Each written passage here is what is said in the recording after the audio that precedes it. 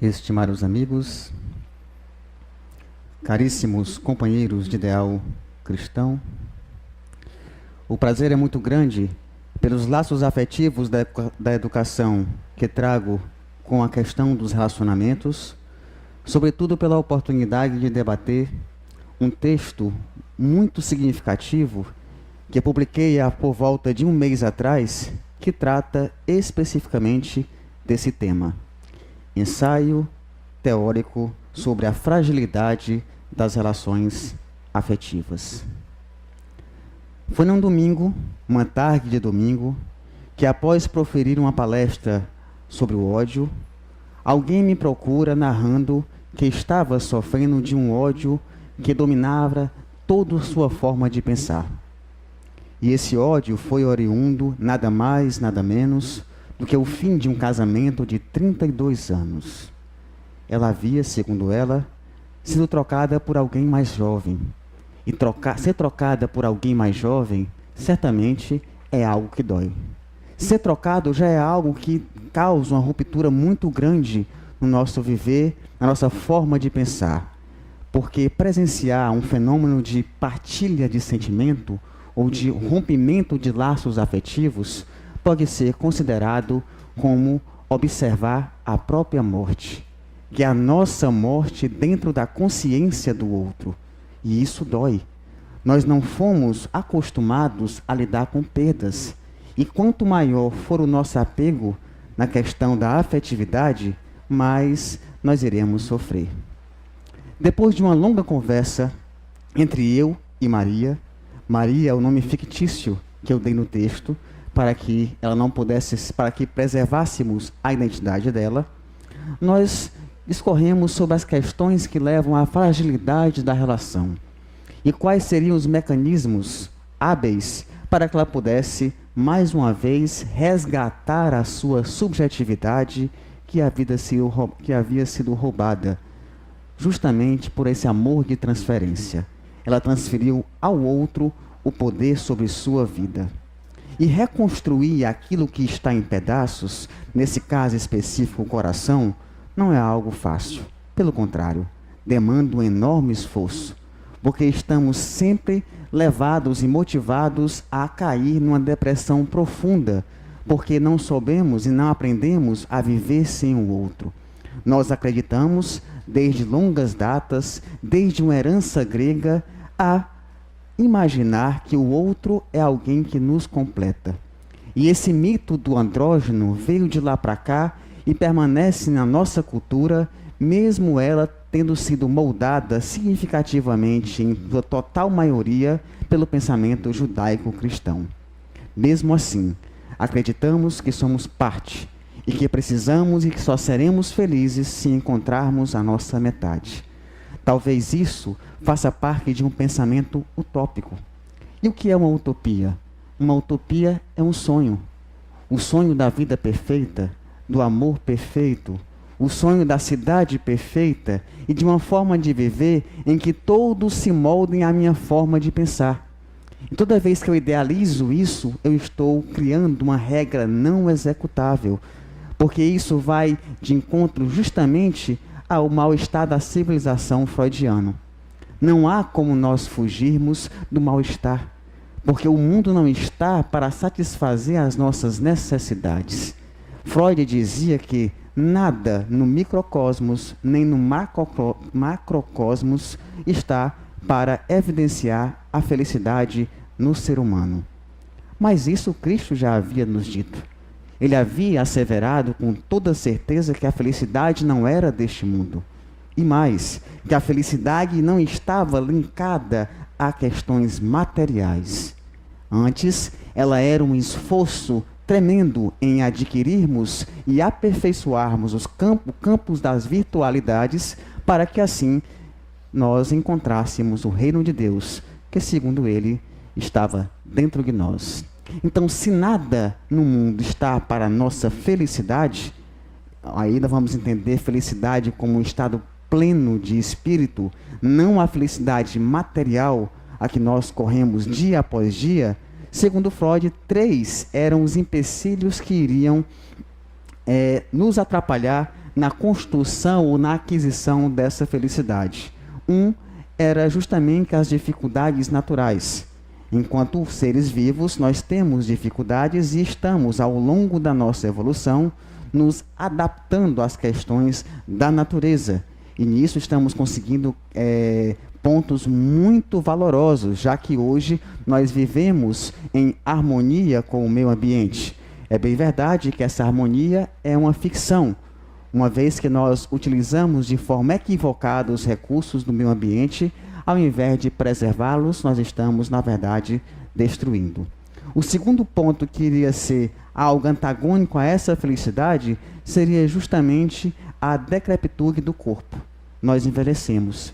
E o envelhecer mexe muito com a nossa forma de pensar, porque nós fomos moldados a acreditar num pensamento totalmente erotizado de jovialidade. E tudo que remete à velhice é visto como algo assustador e que não nos aproxima daquilo que idealizamos como felicidade. E o terceiro ponto que iria atrapalhar fundamentalmente a questão da felicidade no homem era justamente a convivência. E nesse capítulo está justamente inserido as questões do amor. Porque o amor é uma arte de conviver. E muito mais do que isso, talvez seja o celeiro fecundo onde todas as virtudes repousam. E quanto mais equilibrado nós formos para vivermos com nós mesmos, mais nós teremos uma noção, uma esperança de conquistarmos uma relação de qualidade. Parece antagônico isso. Quanto mais nós formos equilibrados e desenvolvidos na nossa individualidade, mais nós teremos maturidades. E se assim optarmos por termos um relacionamento afetivo, esse será de boa qualidade. Por quê? Porque aquele indivíduo que sabe viver sozinho com ele mesmo, jamais vai se diminuir vivendo uma relação ruim, uma relação pela metade. Ele não vai se admitir mal acompanhado porque é preferível estar solteiro. E hoje talvez nós temos 3 estados civis: o casado, o mal casado e o solteiro. E o mal casado, infelizmente, é a maior parte de nós. Todos nós tivemos relações fracassadas ou estamos, nesse momento, vivendo uma relação fracassada.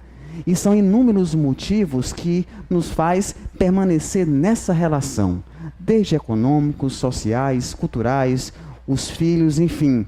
Nós arquitetamos planos, muitas vezes, abdicando da nossa felicidade ou, na visão espírita, preferimos ficar com a algema porque acreditamos na idealização da alma gêmea. Enfim, são inúmeros motivos. Mas aquele indivíduo que conseguiu conquistar a sua individualidade, ele não vai se submeter de forma alguma a uma má relação, porque ele busca um relacionamento saudável. E esse relacionamento saudável começa primeiramente na construção de sua própria individualidade. E naquela tarde, a conversa com Maria se estendeu. Era difícil convencê-la que ela precisava recomeçar a sua jornada. Como, que tipo de artifício eu ia utilizar para tentar mostrar que a importância da nossa vida não pode ser dada de forma alguma a outrem. A nós cabe viver a nossa jornada. A evolução, ela é individual. Nós estamos vivendo em sociedade e estamos convivendo. A vida vem de Deus, a convivência vem de nós. Mas, infelizmente, nós não podemos fazer com que o outro se alimente da semente que foi plantada dentro do solo fértil do nosso coração. É preciso que cada um faça e plante a sua própria forma de alimentação, plantando virtudes que possam florescer e, assim, numa troca de afetividade saudável, todos crescemos. E toda vez que a gente vai falar sobre afetividade, e essa foi a dificuldade inicial que eu tive com Maria, nós somos alvos de 2 armadilhas. A primeira delas é que nós temos a chance de cairmos naquilo que chamamos de uma permissividade irresponsável.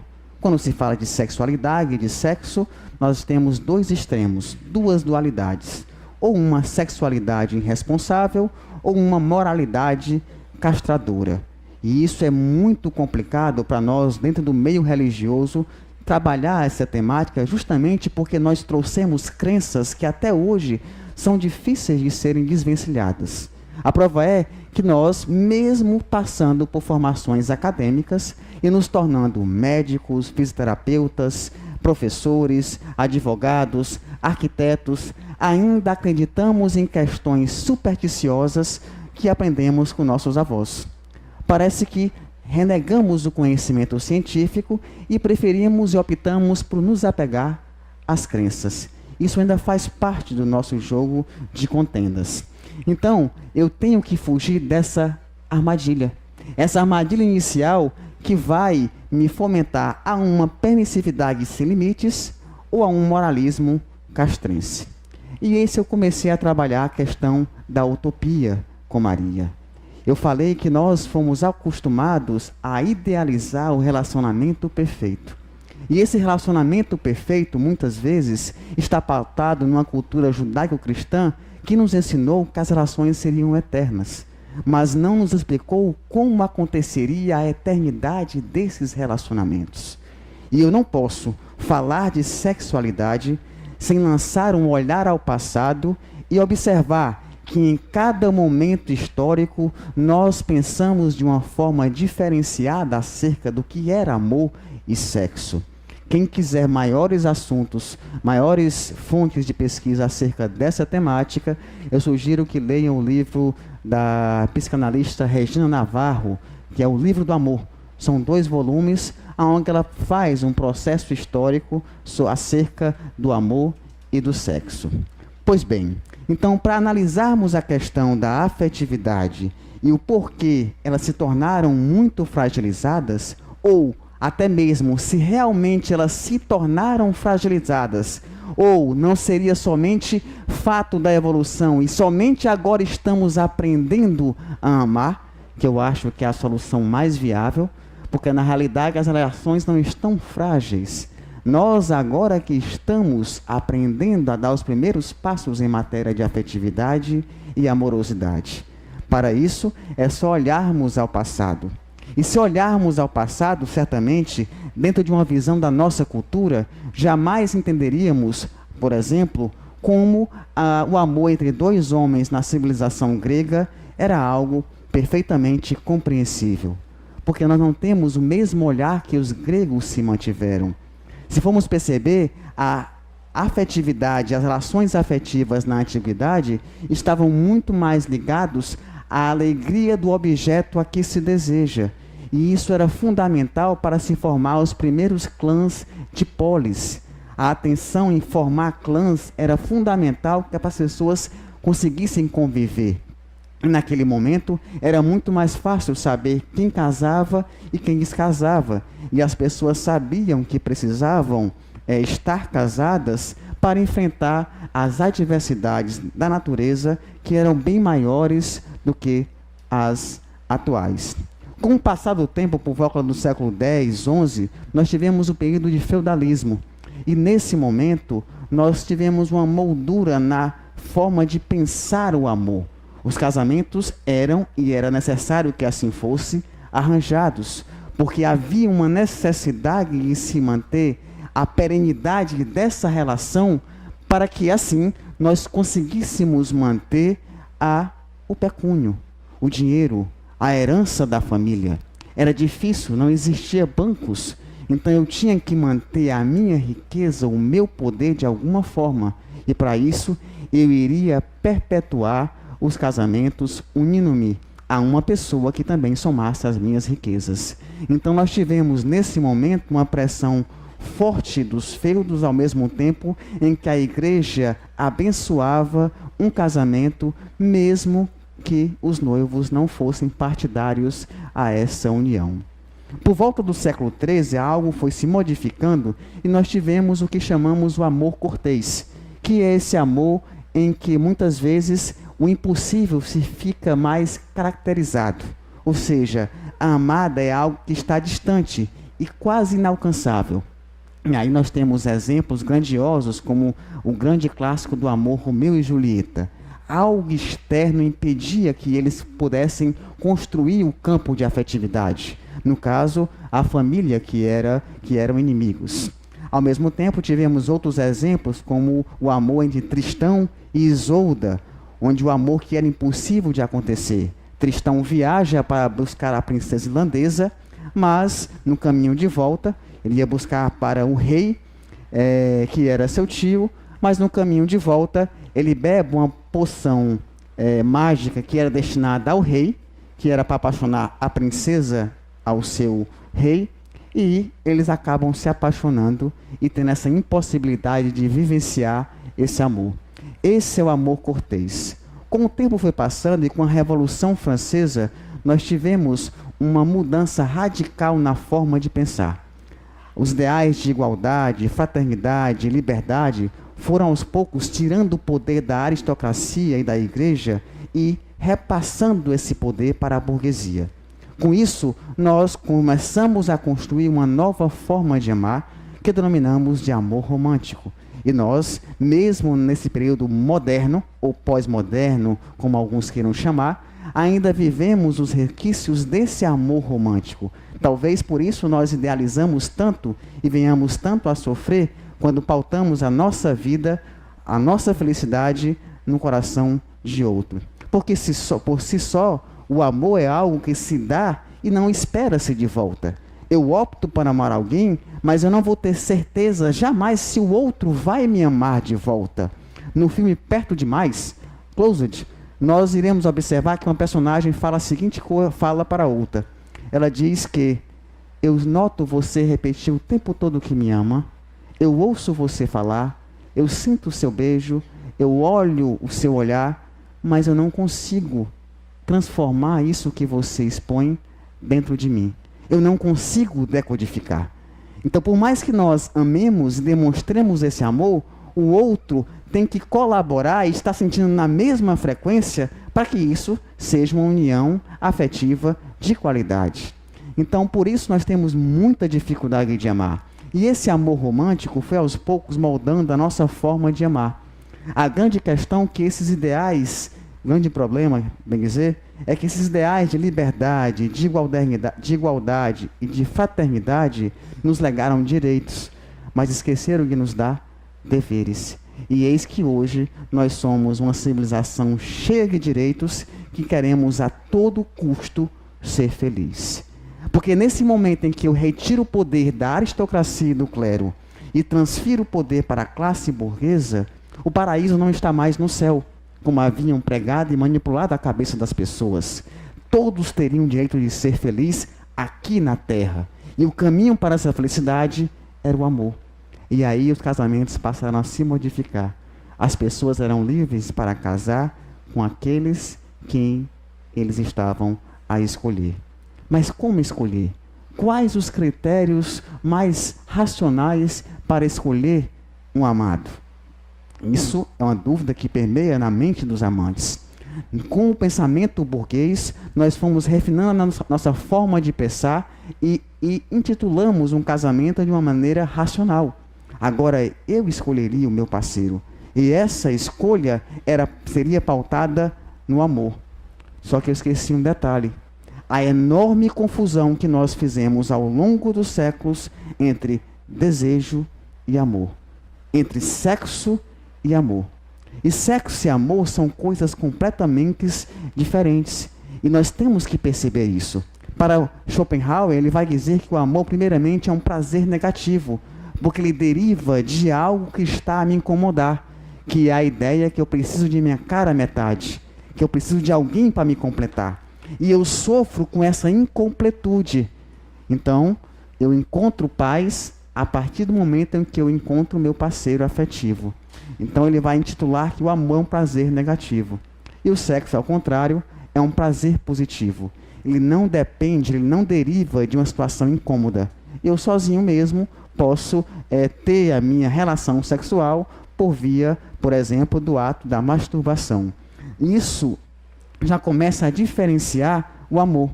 Nós também iremos perceber que o amor é interpessoal. ele parte de você para outra pessoa. E se eu gero expectativa acerca daquele a quem eu lanço meu amor, eu estou lançando poder para que essa pessoa tenha controle sobre a minha vida. Se eu lanço de forma equivocada, esse amor vai ser doentio.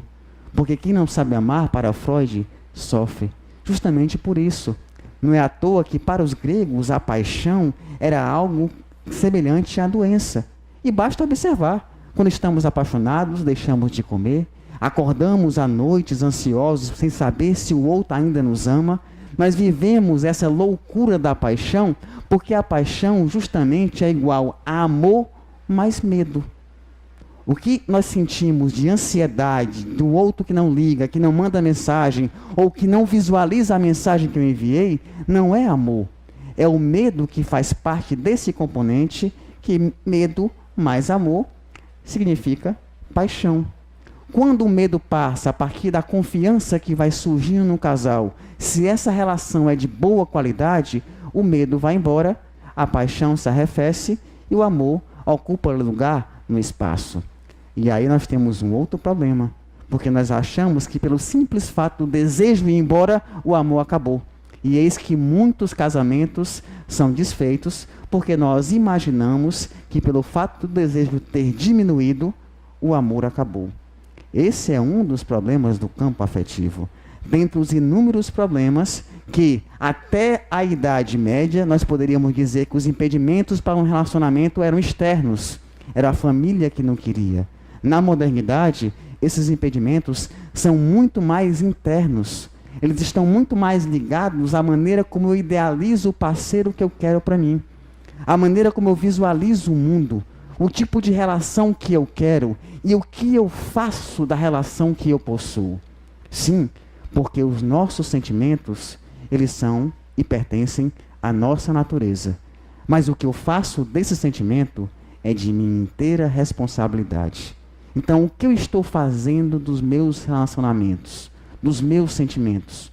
Como eu estou adubando esse terreno que é tão complexo, uma vez que essa complexidade surge justamente da incompatibilidade da nossa forma de pensar. Nós somos diferentes e não fomos educados a conviver com o outro, a aceitar o outro em nossa casa psíquica assim como ele é.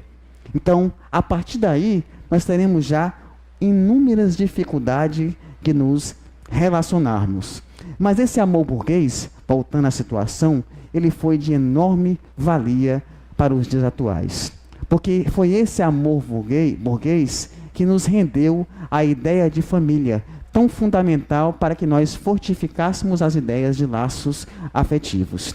Foi essa família burguesa, centrada na figura de um pai que era a lei, e que a lei poderia formar, que aos poucos o indivíduo ia aprendendo e construindo a sua subjetividade, ao mesmo tempo que ele iria se rebelando contra ela, e assim os pais deveriam habilitar os filhos a se tornarem humanos e conviverem com tudo. Infelizmente, nós sabemos que isso hoje não está acontecendo como deveria acontecer. O que antes nós tínhamos uns jovens que diziam, família vos odeio, porque com 14, 15, 18 anos, o jovem já não suportava mais conviver dentro de casa. Hoje nós observamos o jovem com 20, 30, 40, que não é mais jovem, sem querer sair de casa, porque ele está acostumado ou mal acostumado com as facilidades que os pais dão na educação, digamos assim, na má educação repassada aos filhos. E tudo isso vai influenciar de forma significativa na questão, na maneira como nós visualizamos o amor. Então, Bauman vai dizer que os relacionamentos na atualidade, eles são ao mesmo tempo uma bênção ambígua, um sonho e um pesadelo. Porque nós idealizamos o ser amado, mas ao mesmo tempo nós não nos preparamos para recebê-lo da maneira como ele está para nos oferecer. Então, a proposta desse amor contemporâneo, nós temos nesse amor contemporâneo uma dificuldade muito forte de lidar com o tempo. E isso eu conversei muito com Maria. E eu falei para ela que a vida a dois será sempre um eterno monólogo. O que eu quis dizer? Nós lançamos a nossa forma de pensar, mas o outro é incapaz de nos entender. Por quê? Porque muitas vezes ele vibra em outra frequência. ele tem uma outra forma de pensar. Basta observar que um sábio do passado chamado Nasruddin estava a dialogar com seu discípulo quando este perguntou: Mestre, nunca pensou em se casar? Ele disse: Ah, sim, pensei. Certa feita, viajei à cidade de Damasco, atravessei o deserto e lá encontrei uma mulher muito espiritualizada e muito bonita. Então, mestre, por que não casou? Ele disse: ela não era conhecedora das verdades do mundo material. Então eu fui à cidade de Isfahan. Lá eu encontrei uma mulher que realmente conhecia as coisas da matéria e era bonita. Então, mestre, mas ela não conhecia as verdades espirituais. Até que um dia, na cidade do Cairo, eu encontrei uma mulher realmente espiritualizada, muito bela e conhecedora do mundo material. Então, mestre, por que você não casou? Ah, meu amigo, ela também queria um homem perfeito. Então, na nossa forma de idealizar as coisas e os seres, nós vamos, aos poucos, pintando em nossa tela mental qual é o quadro que nós queremos projetar para o nosso relacionamento. E nós mesmos, nos achando pintores hábeis, fazemos o nosso Renoir. E vamos lá, começando a pintar a tela, até que um dia nós encontramos a cara de alguém e colocamos lá. Pronto, o quadro está perfeito. Uma obra inigualável. No entanto, com o passar do tempo, o tempo, ele vem trazendo e vem levantando tudo aquilo que ficou escondido. Porque quando nós conhecemos alguém, nós utilizamos máscaras. E isso é natural. Mas com o tempo, nós vamos mostrando a que viemos e qual o motivo de estarmos aqui. É na convivência que nós vamos tendo dificuldade. E nesse momento vai sofrer mais quem não está habilitado a lidar com o sofrimento. Sim, porque sofre mais quem não está acostumado a sofrer. Por isso que Freud vai dizer que quem não sabe amar, sofre. E o sofrimento faz parte da vida. Não há como fugir a essa ideia do sofrimento, porque justamente é ele que faz com que nós cresçamos. É ele, o aguilhão, que vai nos impulsionar para a conquista do autoconhecimento, para o esforço da grandeza intelectual capaz de ponderar sobre cada acontecimento da vida. E quando você tem essa grandeza intelectual, você tem que perceber que quanto mais grandeza intelectual, aí eu falo da maturidade, tá, gente? Não estou falando de conhecimento. Conhecimento é uma coisa. Você pode ser o máximo em direito e passar num concurso X e chegar lá, não saber gerenciar uma questão, um gerenciamento de crise básico dentro de um tribunal. São coisas completamente diferentes. Conhecimento, né, intelectual com conhecimento de vida. Quando eu falo em conhecimento intelectual, eu estou ligando ele ao conhecimento de vida, à maturidade. Quanto mais maduro for o indivíduo, mais ele vai ter traços de serenidade para lidar com a dúvida.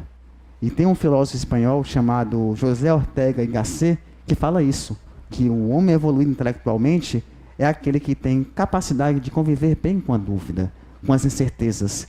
Os relacionamentos não são eternos. E talvez essa seja a herança mais traiçoeira do amor romântico. Nos passar que o amor seria eterno. Porque o jugo da visão judaico-cristã veio muito recheado de crenças. Mas que tipo de eternidade estamos a falar? E foi aí que no meu diálogo com Maria eu comecei a desenvolver um outro tipo de eternidade. Sim, eu tenho que traçar uma solução viável, já que são inúmeros os problemas que levam a enfraquecimento da relação afetiva, seja ela amorosa ou afetiva de uma forma geral. E esses impedimentos são internos. O nosso egoísmo, a nossa incapacidade de conviver, a nossa vaidade excessiva, a nossa intolerância, a nossa pouca habilidade em angariar virtudes. Tudo isso faz com que nós não tenhamos capacidade ainda de tolerar o outro e dificulta as relações interpessoais. E eu fui trabalhando isso com ela da seguinte forma. Nós temos que idealizar as relações afetivas pautadas dentro da visão do mestre. E o mestre pegou um conceito amigo, um conceito antigo, que vinha desde os gregos, que era imprescindível na aquisição das virtudes um componente chamado amizade. E aí nós temos um problema muito sério, porque a nossa cultura disse que amigo não serve para ser parceiro, não serve para ser amante, não serve para ser namorado, não serve para ser marido, porque amigo é um amigo. Nós extirpamos o componente sexual do campo da amizade. Ora, tem pessoas que dizem que jamais seriam amigo de sua mulher, ou jamais seriam amigo de seu esposo. Ela é casada com aquele, mas diz que jamais teria capacidade de ser amigo deste. Há algum problema. Granjeai amigos, disse o mestre. Então nós não podemos botar a importância do amor e botar em seu patamar o desejo, já que já chegamos à conclusão que sexo e amor são coisas completamente diferentes. O sexo é algo pessoal, eu posso fazer com eu mesmo. O amor é interpessoal. O sexo, como eu falei, é um prazer positivo. O amor é um prazer negativo, deriva da falta de outrem.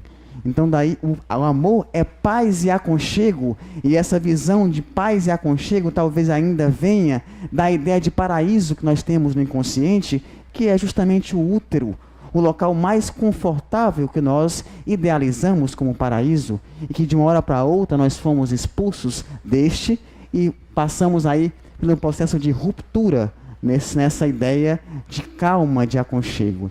Então nós queremos nas relações resgatar inconscientemente essa sensação de paz e aconchego. E o sexo não. O sexo é excitação. E toda vez que eu confundo sexo com amor, eu tenho um problema muito grande. E esse problema hoje, na atualidade, nesse período chamado modernidade líquida, que Bauman intitula, ou que alguns chamam de pós-modernidade, tem sido uma principal entrave nas relações afetivas. Porque eu tenho uma sociedade bastante erotizada, que nós migramos de um capitalismo de produção para um capitalismo de consumo, onde todos são vistos como objetos para se consumir. E eis que o sexo, já como é excitação, está aí para satisfazer os meus desejos. Então antes nós tínhamos o outro para compartilhar, hoje nós temos todo o aparato tecnológico.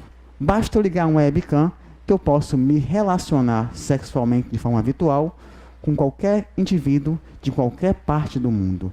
Eu tenho sexo de uma maneira fácil. E isso faz com que nós deixemos as relações afetivas um pouco de lado, porque é difícil conviver com o outro. E nós tivemos péssimos exemplos.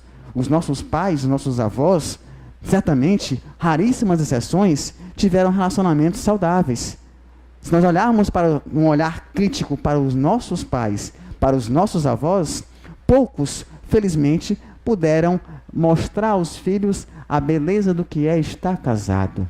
Então isso nos amedronta, porque um dos principais empecilhos, talvez o principal empecilho, ou o primeiro deles, a dificultar as relações, é justamente o medo de eu perder a minha individualidade.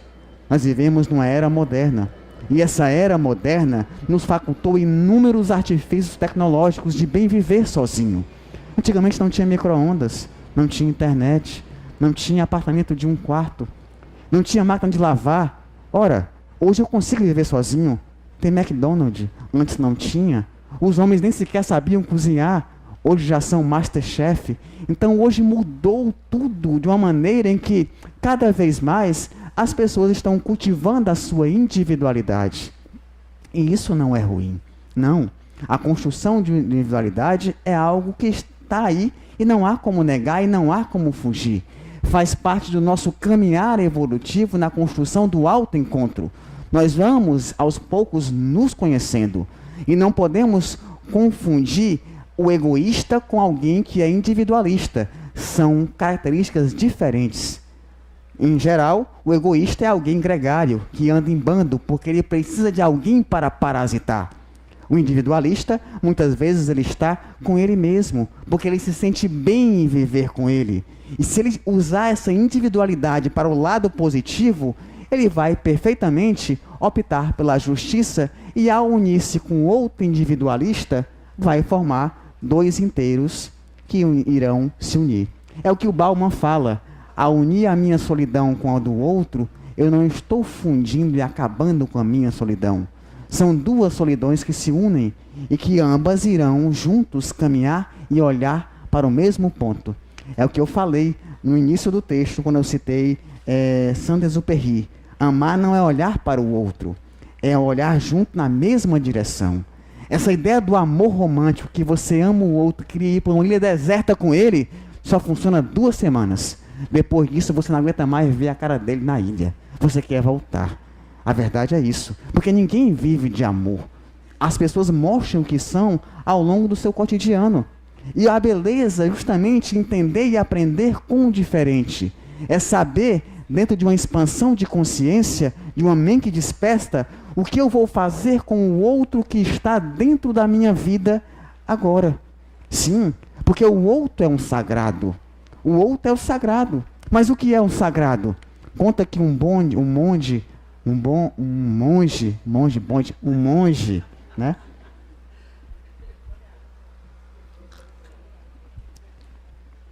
Budista, no 3º século depois de Buda, fundador da ordem do budismo japonês, foi deslocado pelo seu mestre para sair do Tibete e ir até a China, para que ele pudesse pregar o budismo. E ao chegar lá, ele perguntou, foi recebido pelo rei, e esse rei tratava muito bem os monges, porque ele tinha interesse em ir para o céu budista, e ele perguntou ao monge, monge, me diga uma coisa, eu vou para um local bom, não vou? Eu tenho meus méritos, afinal de contas eu trato bem os monges, eu ajudo na decodificação e tradução dos manuscritos sagrados, então acho que eu tenho meus méritos. E o monge disse, não tem méritos. A partir do momento que você faz uma coisa achando que tem mérito, você deixa de ser mérito. O iluminado só é iluminado, pelo livro dos Espíritos, se realmente ele fizer algo com a virtude do desinteresse, que no Evangelho segundo o Espiritismo, o Fenelon dá o termo desinteresse. É o ingrediente fundamental para ter esse mérito no amor, na abnegação. E ele disse, então, eu não tenho mérito? Como assim eu não tenho mérito? Você está louco? Não, você... Então o que é o sagrado? Ele perguntou ao monge. O monge, nada. Nada é sagrado. E ao mesmo tempo, tudo é sagrado. A questão da imanência e da transcendência. Se todos somos sagrados, se todos partimos do divino, a imanência e a transcendência filosófica estão dentro de nós. E o sagrado está em tudo e em todos, seja orgânico ou inorgânico. E eu tenho que aprender a respeitar essa sacralidade para conviver bem em sociedade. Então, o primeiro impedimento que eu tenho a achar dentro de uma visão que me faz achar que não é legal eu ter uma relação é justamente o medo de perder a minha individualidade. Porque eu acho que eu não vou conseguir ser eu mesmo. E isso é fácil observar, porque as pessoas não estão dispostas a abdicar em suas questões pessoais, de uma renúncia para viver uma afetividade. Em contrapartida, nós observamos relacionamentos que são verdadeiras prisões, que é melhor o indivíduo estar solteiro. Tem até aquela piada, né? O indivíduo está casado há 30 anos, né? Ele preferia estar preso, porque após isso ele poderia estar solto, né? Do que continuar casado. Então é difícil realmente, muitas vezes, conviver dentro de uma relação afetiva. O segundo empecilho que nos faz ter essa dificuldade de conviver é o medo do sofrimento. E esse medo de sofrer é algo que pertence a todos nós. E se o indivíduo não sabe lidar com o sofrimento, ele tem dificuldade de lidar com frustrações. Então ele sofre por perceber que o amor muitas vezes pode nos conduzir à dor. Que o amado pode ser diferente daquilo que ele idealizou. E essa condição de achar, de sofrer, muitas vezes está no inconsciente e às vezes ligada lá com a questão uterina. Ele já perdeu o paraíso perdido uma vez. O paraíso que ele imaginava uma vez. Paraíso perdido foi ótimo. Ele já perdeu o paraíso que ele idealizou uma vez, quando foi expulso do útero. Ele já teve que dividir a mãe depois disso com o pai. E isso também foi doloroso para o seu processo de crescimento, de construção da identidade. Então, inconscientemente, ele tem o medo de sofrer muitas vezes. E quem tem medo de sofrer, deixa de viver situações belíssimas, porque tem medo de amar. E o terceiro ingrediente é o medo da felicidade. Porque nós achamos que não temos o direito de sermos felizes. Parece que esse medo da felicidade é o principal mecanismo de autossabotação. Nós procuramos chifre na cabeça de cavalo, não é assim que os antigos falavam? Nós procuramos algo a futricar no celular porque o outro está muito calado. Isso não pode ser normal. Isso tem alguma coisa estranha. Cheira a camisa, vê o que é. Nós começamos a sabotar a relação e atrair para ela tudo aquilo de desconfiança, ciúme, intriga, intolerância. E aos poucos isso vai se tornando mais uma prisão do que uma relação. Então vejam, são inúmeros os impedimentos para construir uma relação afetiva de qualidade. E a maior parte deles são impedimentos internos. E como é que eu posso modificar isso? A única forma eficaz de se modificar isso é trabalharmos primeiramente na questão do autoconhecimento, de sabermos as nossas limitações, de respeitarmos o outro como uma individualidade. E aqui eu volto, nós temos um grande risco em cairmos na armadilha da sexualidade permissiva, do que pode tudo, porque se acha que pode tudo, ou cair numa moralidade, num puritanismo castrador. Então é o equilíbrio.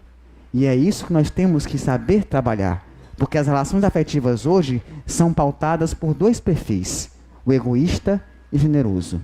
A grande parte das relações afetivas possui esses dois personagens. Aquele que é mais egoísta, que está sempre a sugar o amor para si, a atenção para si, e aquele que é mais generoso, que em nome da moralidade, porque ele acha que isso é uma virtude, ele renuncia à sua individualidade para atender aos desejos do outro. Então nós temos que fugir dessa dualidade, porque na realidade o indivíduo, quando se individualiza, na maneira da maturidade, ele vai optar pela justiça ao invés do egoísmo ou da generosidade. Ele vai ser justo. Ele vai dar a César o que é de César. Porque numa relação afetiva, quanto mais o indivíduo for maduro afetivamente, mais ele vai ter chance de conviver bem com o outro. Aí eu pergunto, você solteiro, o que você está fazendo para se capacitar para encontrar alguém? Você se capacita? Você se esforça em domar o seu ciúme, a sua desconfiança? Você se preocupa todos os dias em se tornar uma pessoa melhor? Para que quando você encontra alguém, você possa dar o melhor de si para aquela pessoa? Sim, porque se amor é entrega, é doação e não captação de sentimento, eu tenho que me preparar.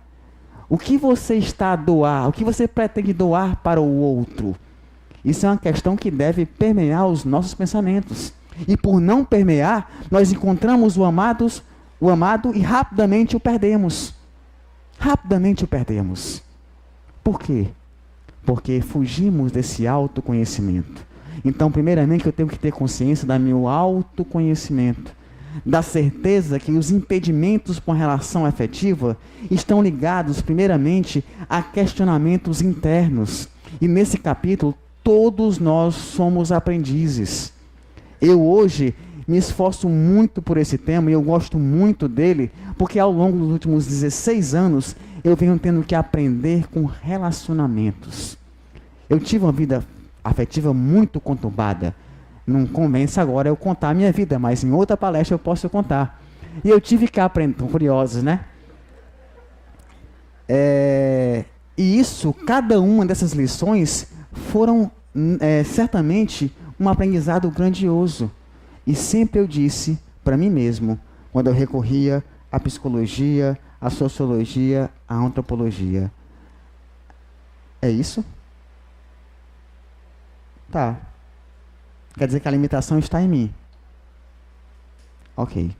Sim, porque eu não posso negar o conhecimento humano, a ciência adquirida ao longo dos anos que vem analisando o nosso comportamento, e eles são os mesmos. Nós nos comportamos idênticos aos nossos pais e aos nossos avós. Os mesmos, as mesmas crendices, as mesmas ideias preconceituosas, as mesmas formas de pensar. E enquanto nós não revisarmos isso, nós levaremos isso para as novas relações. É por isso que Freud também falava que quando eu caso com alguém, eu não caso com alguém, né? caso com o pai dele, com a mãe dele. E também, de quebra, levo minha mãe e meu pai. Porque são todo o repertório cultural daquilo que foi aprendido ao longo da construção da subjetividade do indivíduo.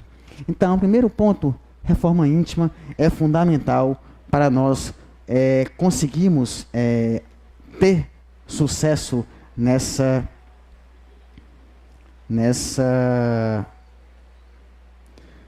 campo da atividade. Então, a relação afetiva de qualidade é subproduto do crescimento individual. Quanto mais maduro o indivíduo for, mais ele vai ter capacidade de construir uma relação afetiva. E eu tenho que perceber que o outro não é alguém que está para se moldar a mim. E para isso, no texto em que eu escrevi, o texto está na íntegra na minha página do Facebook, Mário Portela, quem quiser visitar o texto.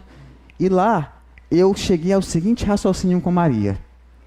Se Jesus pediu que nós granjeássemos amigos e a amizade era algo fundamental, primeiramente, é importante que para uma relação afetiva dar certo, quanto mais afinidades eu tiver com o objeto amado, com o ser amado, mais essa relação vai ter chances de ter qualidade. Nós, ao longo dos anos, pensávamos o contrário. E dizíamos, e até hoje dizemos, que os opostos se atraem. Mas com a mesma rapidez com que eles se atraem, eles também se repelem. Porque o oposto, muitas vezes, traz uma característica que nós não temos e invejamos. Eu sou tímido, ele é extrovertido. Então eu adoro ser assim. Então eu quero ele, porque eu idealizo aquilo que eu quero e está nele. E eu construo a relação ali. Mas quanto mais diferenças tiver entre os amados, mais essa relação vai ter chances de vir a ruir. Porque nós não somos acostumados a conviver. Conviver é uma arte, estamos aprendendo agora. Reencarnamos para isso. Estamos aqui para isso. Então é complicado realmente conviver. Então, a relação afetiva de qualidade é subproduto do crescimento individual. E isso, a amizade vai ser fundamental.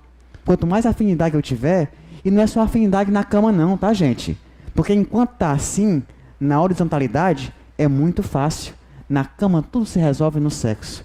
Mas quando está assim, na verticalidade, na hora de decidir, aí sim é que chegam os conflitos. Na verticalidade é mais difícil do que na horizontalidade. Então é preciso se pensar e não achar que os problemas devem ser resolvidos na cama, porque isso não resolve nada. Isso apenas empurra com a barriga a situação, a problemática. Então a solução é criarmos um nível de afinidade, de gostos, de afinidades intelectuais e principalmente afinidades morais, porque estamos aqui para aprender o campo das virtudes, o capítulo das virtualidades. Quanto mais afinidades morais tivermos, mais chance desse relacionamento ter uma qualidade de vida, de um amor realmente valoroso que venha a somar. Porque são duas individualidades que vão somar competências. E se eu somo competências, eu tenho avanço. Ambos crescem sem a simbiose do outro me completar. E principalmente sem eu ter que depender do outro, o que é mais pernicioso e mais perigoso. Eu não posso depender do outro. Eu tenho, lembre-se, que colaborar para o outro crescer. E para colaborar com o outro crescer, a amizade vai ser fundamental. E eis que no texto, para convencer Maria, eu fui buscar, na minha teoria de pensar, que o eros, o desejo, o amor romântico, ele é frágil demais para pautar a eternização de um sentimento. O desejo vai embora, e isso é fato, não há como negar. Ao mesmo tempo que nós não deixamos de desejar o outro que está lá, porque não ficamos cegos, nem surdos, nem mudos, nem perdemos o prazer de sentir um bom perfume. Aliás, o casamento é como um perfume. Não deixe eu ir embora sem dizer essa metáfora, tá? Senão eu vou me esquecer. O casamento é como um bom perfume. E, nesse contexto, eu tenho que colocar acima do amor eros, o amor filia. Sim, o outro, antes de ser meu amado, é meu irmão em humanidade. E eu não posso esquecer disso. E disso deriva a forma como eu vou entendê-lo, até mesmo no erro. Ele errou? Ótimo, Perdoe. Ele me traiu? Ótimo, perdoe. Se não consegue mais conviver com ele, mande-o embora, mas na paciência, na irmandade. Não é preciso existir mágoa, ressentimento, porque se você ama, no amor mais puro que você diz possuir, quem ama perdoa, quem ama entende e percebe que o outro não tem ainda a maturidade que você possui. Se você tem a maturidade de não trair, não impute ao outro a força e a obrigação de não traí-lo. Não. E o que é traição? O que é fidelidade? Se não heranças do pensamento romântico. Então são muitas coisas nós aprendermos para conviver melhor. Mas se eu tenho um ambiente onde a amizade reina, os amigos não se traem. Basta observar, quando nós temos um amigo, ele nos trai, o que acontece? Primeiro, a decepção. Nós ficamos decepcionados. Isso dói. E ao mesmo tempo vem a raiva com nós mesmos, porque nós confiamos, depositamos a confiança em alguém e aquele alguém não honrou com a nossa amizade. Mas ao mesmo tempo, nós escolhemos a dedos o amigo sincero, não é verdade? Dizemos assim, colegas têm um pouco, amigos não preenchem os números de dedos da minha mão. É a mesma coisa. Como é que você quer encontrar e escolher uma pessoa para amar? Normalmente as relações afetivas são pautadas por duas pessoas, né? Eu não vou entrar aqui profundamente, o companheiro me perguntou se eu ia falar sobre o poliamor. Eu posso falar isso em outra palestra. Mas normalmente, também, como ele falou, ele conhece um caso na família de poliamor, onde todos viviam harmonicamente. Ótimo. Quem somos nós? Enfim, a psicologia diz que é possível? Ótimo. É o que eu digo, a limitação está em mim. Então vamos ter muito a aprender sobre a afetividade. Estamos aprendendo. Então vamos aprender. Outra palestra eu falo sobre o poliamor especificamente. Mas normalmente as relações são pautadas entre dois seres. E como é que eu vou escolher alguém para conviver que não é meu amigo? Alguém que eu possa, ou seja, proibido de confiar, de falar os meus desejos mais... Como é que eu posso dizer? Secretos. Isso. Em compartilhar com ele que o desejo continua a existir, que a vontade de viver continua pulsante. Alguém que eu possa compartilhar as coisas boas, assim também como as coisas ruins, porque não é para isso que a gente escolhe alguém para conviver, para se unir e para caminhar juntos. Então a amizade vai ser fundamental. Então eu falei para Maria que eu acredito, ao longo desses anos, na minha forma de aprender a amar, que eu sofri muito, eu aprendi a colocar o amor-filia acima do amor eros. E isso para mim era um imperativo cristão. Foi Cristo que ensinou. Nós temos que ter em mente que o nosso chefe chato, antes de ser o chefe chato, é o nosso irmão em humanidade. Temos que entender que o cara que nos trancou no trânsito, antes de ser o tampinha que nos trancou no trânsito, é o nosso irmão em humanidade. E o nosso marido, esposa, companheiro, amado, amigo, antes de ser nosso companheiro afetivo, é nosso irmão em humanidade. A filia, que é a amizade, deve estar acima do amor eros, porque o eros pode ir embora, mas a filia pode ficar. E é o que acontece normalmente com os relacionamentos na fase adulta, na terceira fase da vida, que é a idade.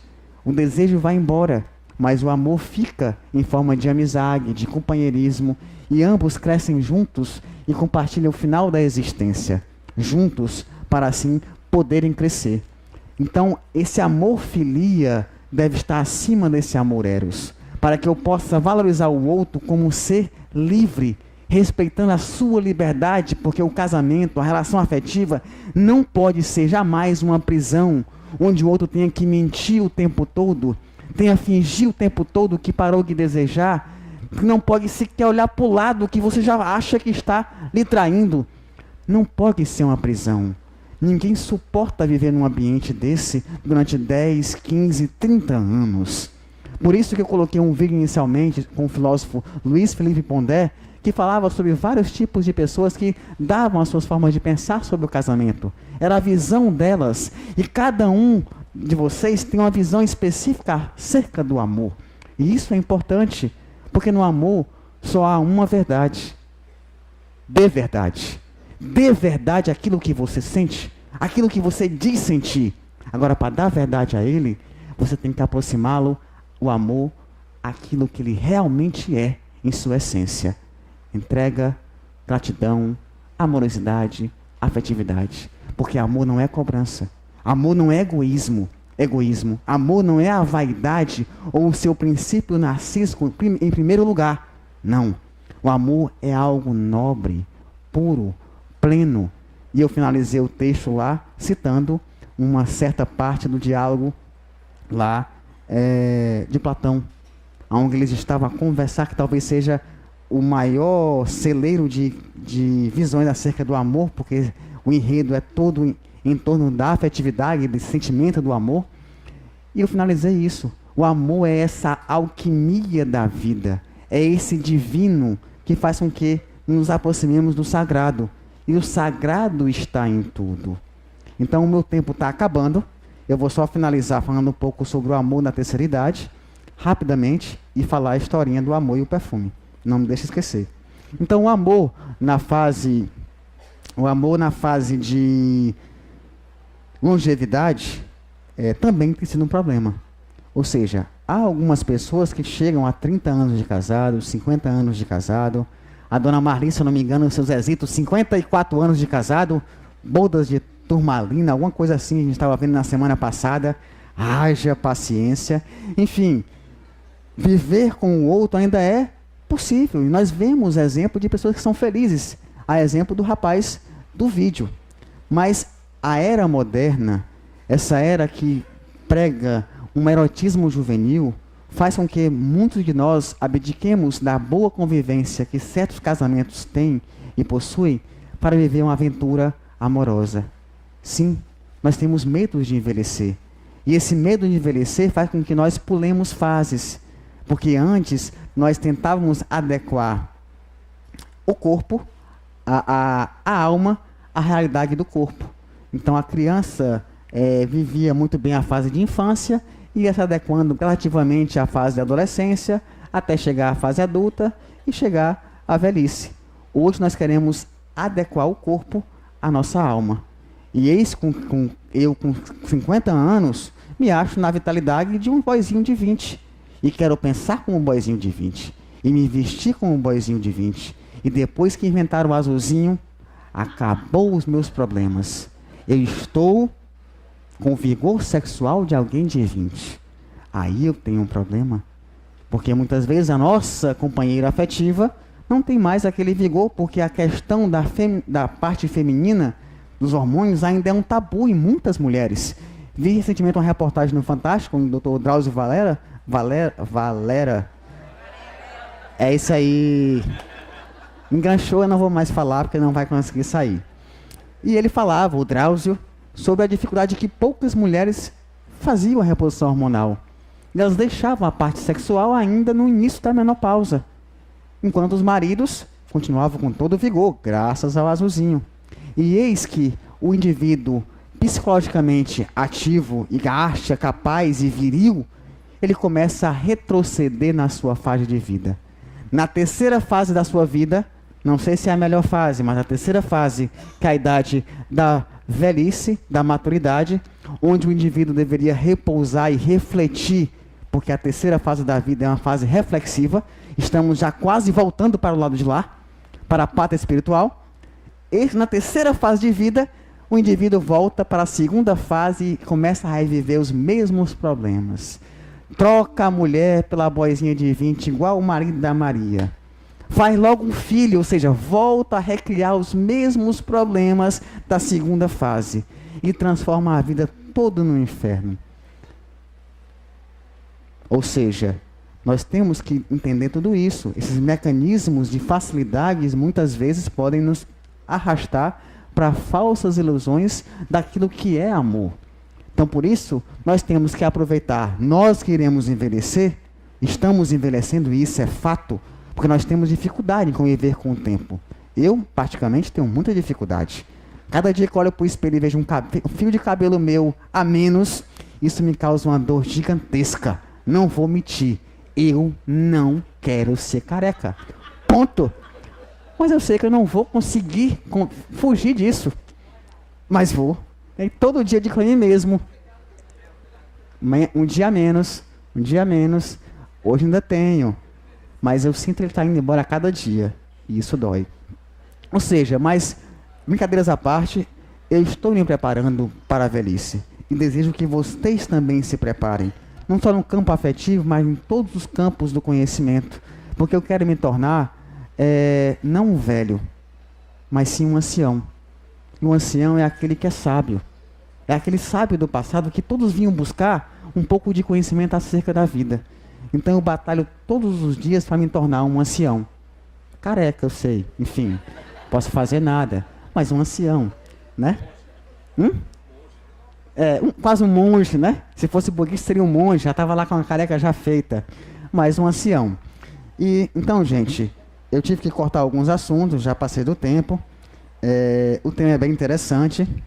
Eu jamais tive a intenção de esgotar o tema, porque falar sobre afetividade é um terreno muito movediço, e nós temos inúmeras crenças, inúmeras formas de pensar, e cada um tem um repertório cultural específico.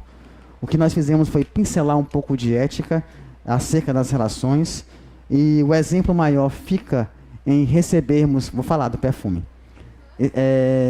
em recebermos e nos espelharmos em Cristo. Por que Cristo? Porque é nosso modelo e guia. Então tudo aquilo que Cristo nos ensinou é aplicado em qualquer área do conhecimento. E lamentavelmente nós esquecemos disso. Quantas vezes nós somos espíritas aqui, passamos hora trabalhando na campanha do quilo, entregando sopa, na cantina, no passe, mas sequer observamos o exemplo de Jesus. Sequer observamos o que deve ser feito, que é a transformação. Porque você não está aqui para tomar passe, nem para aplicar passe, não. Nem para trabalhar na cantina, nem para entregar a campanha do quilo. Você está aqui para se reformular. E essa é a função de todos nós. Eu não estou aqui para ser expositor espírita ou para dirigir aqui os palestras. Não. Eu estou aqui para me reformular. Se nesse meio termo eu conseguir fazer mais alguma coisa, ótimo. Colaborei para a questão social da casa espírita. Mas o foco é a transformação. E o casamento é como um bom perfume. Eu estava refletindo nisso quando eu estava formando a palestra. Quando eu estava passando o perfume em mim, veio aquele insight. O casamento é como um bom perfume. E o bom perfume, muitas vezes, é aquele que, para nós, na nossa concepção de pensar, aquele que deixa a sua fragrância por grande tempo. Eu acho que por isso nós optamos, aqueles que podem, por um perfume francês, né? Aqueles que não podem, botam 10 vezes no cartão, mas compra. Então, o perfume francês é aquele que tem uma durabilidade maior. E o bom casamento, o casamento de qualidade, é como um bom perfume que você coloca ao corpo. A fragrância traz não só a refrescância, mas como o doce fragor da essência que está a inebriá-lo. Mas essa essência, ela muitas vezes tem que ser reposta. E não é à toa que em algumas horas do dia eu pego esse perfume e coloco novamente em mim para mais uma vez revitalizar o cheiro desse perfume. Só que tem horas que colocar o perfume novamente não é eficaz. Já estou suado, trabalhei o dia todo, estou cheio de fuligem, de pó. Eu preciso tomar um banho para então reaplicar o perfume. Quando idealizamos um casamento e começamos a construção com o outro, é como esse perfume. E esse perfume vai ser francês ou não, dependendo do número de afinidades que eu tiver com o meu parceiro. Quanto mais afinidade eu tiver, de maior qualidade vai ser esse perfume. E eu tenho que, aos dias, ir alimentando esse amor, que é justamente eu retroalimentar a essência do perfume em mim, na mente desse amor que eu construí. Mas às vezes é preciso tomar um banho, eu me reinventar. Porque não raro, muitas pessoas dizem, esse não foi a pessoa que eu casei. Ele mudou, mas nós mudamos. E ainda bem que mudamos. Mas como é que nós estamos nos modificando? Aí é que está a questão. Esse banho só vai ter valor se essa transformação, se essa mudança for realmente significativa para melhor. Para que eu possa reaplicar o perfume do amor e renovar esses laços afetivos e eles possam ter mais uma vez o doce fragor que esse bom perfume vai ter. Então, nós mudamos todos os dias, não só fisicamente. A aparência cai, tudo cai, até os cabelos, né? Mas o que fica é a essência. E essa essência é essa transformação. Então aprendamos a entender que nós mudamos e que o outro também muda. E se assim nós formos crescendo junto e reaplicando esse perfume do amor, nós iremos ter relações afetivas de boa qualidade. Muito obrigado e até mais.